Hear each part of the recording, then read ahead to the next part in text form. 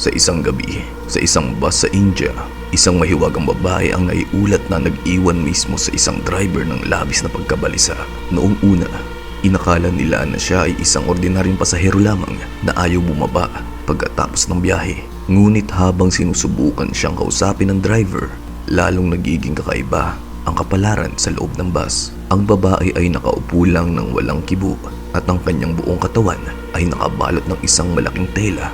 Ngunit ang nagdulot ng kilabot sa mga tao ay ang kanyang mukha. बता नहीं रहे कहाँ पे जाना आपको? कहाँ जाना है आपको ये बताओ। मैडम आप इधर चेहरा तो दिखाओ। आप चेहरा तो दिखाओ।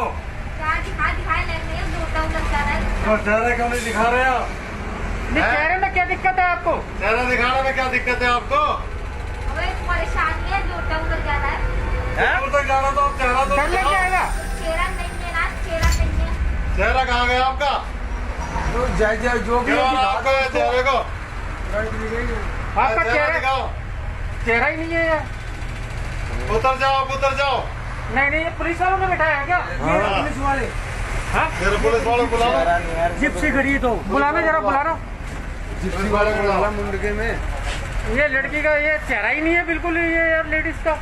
बुलाना जरा, मुंडके में तो बैठा है जिप्सी वाला। बुलाइए पुलिस वाले कहाँ?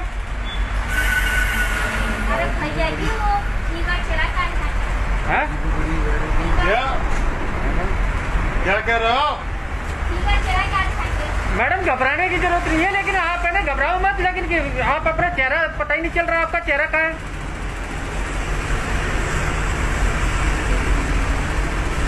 यार क्या सीन है यार, क्या समझ नहीं आ रहा उसका। हाँ?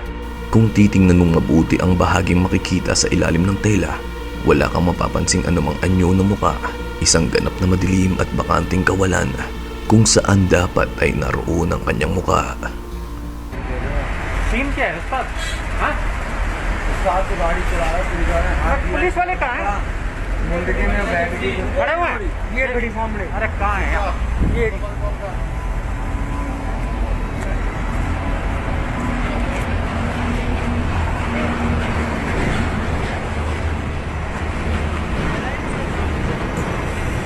सर देखना जरा, जिसकी औरत कोई Sa oras na dumating ang mga pulis upang siyasatin ang bus, naglaho na ang babae at walang sino man ang nakakaalam kung paano siya nakaalis na lalo lamang nakadagdag sa misteryong ito.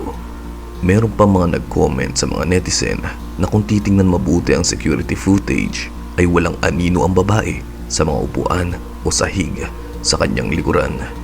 Naikonekta tuloy ito ng mga viewers na naniniwala sa Islamiko at lokal na tradisyon na ang babae sa video ay isang jinn, isang supernatural entity na kayang baguhin ang kanyang anyo.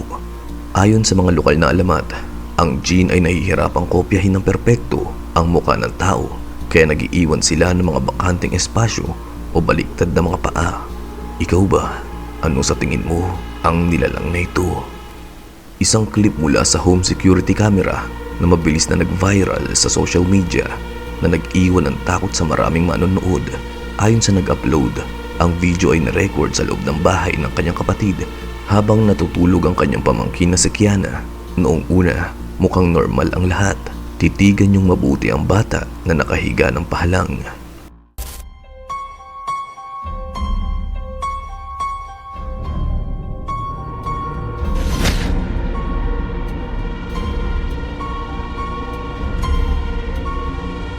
Animoy merong humatak sa paa ni Kiana.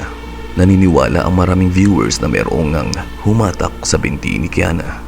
Hindi nagtagal matapos kumalat ang video online, naging hati ang opinyon ng mga tao sa internet.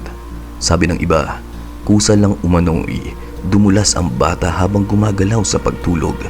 Gayunpaman, naniniwala ang iba na maaaring may nakuha ang kamera na isang bagay na mas mahirap ipaliwanag. Kayo ba? Ano ang tingin niyo sa totoong nangyaring ito? Sa videong ito, dalawang bagay lang ang maaari niyong isagot. Maaaring optical illusion lamang o di kaya'y totoong multo ang nakunan sa park na ito. Okay, but the boardwalk closed like half an hour ago. This is scary. Where the fuck? Okay, I'm really bad at this. No one's on there. Is there? Wait. Okay, I totally saw someone in their camera, but I couldn't see them.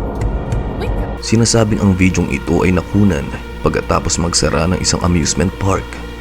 May isang sakayan na biglang gumalaw kung saan na may tila anyo ng tao na nakaupo sa roller coaster bago ito tuluyang naglaho.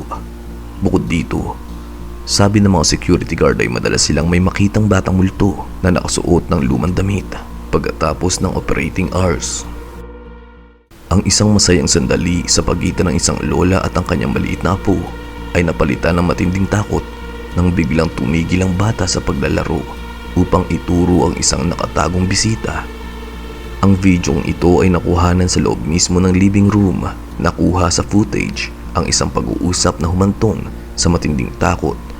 Pinipilit ng bata na mayroong isang estrangherong lalaki na tila mayroong mata ng kagaya ng mga sa insekto na nakatayo mismo sa harap nila. So funny. I can't wait till summer gets here so we can go outside and play. I miss Mimi. I miss you too. I miss you too. What? What? Who's coming? Who? You see somebody back there? Who? Him? Where's he at? Is he in our house?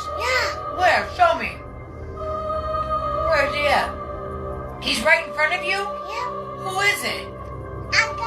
Who's there, mister? What are you doing in our... Where's he at? Dining room? Show me him. Go show me him. Give me your hand. Take me to him. Take me to him. Show me. Wait, let me... Show me. Is he right here? He's in our dining room? What are you doing in our dining room, mister? What does he look like? He's got bug eyes? What are you doing in our living room, mister? Get. You go back home. You go back wherever you came from. What's he doing? Come on, you're creeping me out. We're going upstairs. Come on. You're scaring me, Me. We're going upstairs. Yeah, you're scaring me. We're going upstairs. You are... Ang mga ganitong clip ay nag-iiwan sa mga manonood sa pagitan ng paniniwalang may kakayahang makakita ng supernatural being ang mga bata o di kaya ay ito ay isang bunga lamang ng isang malikot na imahinasyon. Sa huli, totoong multo man ito o laro lang ng isip, mapapaisip ka pa rin kung mananatili ka ba sa iyong kinatatayuan o tatakbo sa takot kapag may nakikitang hindi maipaliwanag ang mga bata.